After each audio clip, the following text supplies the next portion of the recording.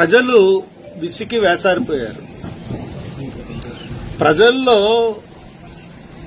ఈ 9 నెలల్లోనే కూటమి ప్రభుత్వం మీద పూర్తి వ్యతిరేకత వచ్చింది.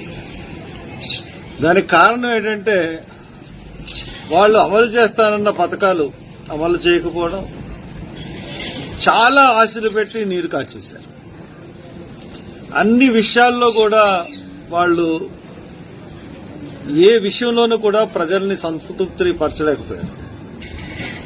ఈరోజు సూపర్ 6 అనే పథకాలని చెప్పి ఈరోజు చాలా గొప్పగా అనౌన్స్ చేశారు.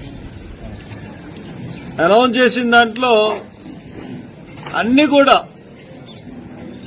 నిరుద్యోగ యువతకు సంబంధించినవి, తర్వాత ఖాళీగా ఉన్న పట్టభద్రులకు సంబంధించినవి, ప్రతి డిగ్రీ పాస్ అయిన ప్రతి విద్యార్థికి కూడా నిరుద్యోగ భృతి కింద నెలకి 3,000 ఇస్తామని చెప్పేసి వాళ్ళు అనౌన్స్ చేశారు.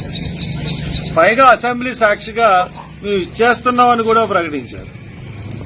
తీరా చూస్తే ఆ పథకం అమలుకు నోచుకోలేదు. మహిళలకు 18 సంవత్సరాలు నిండిన ప్రతి మహిళకి 1,500 చొప్పున ఇస్తా అన్నారు.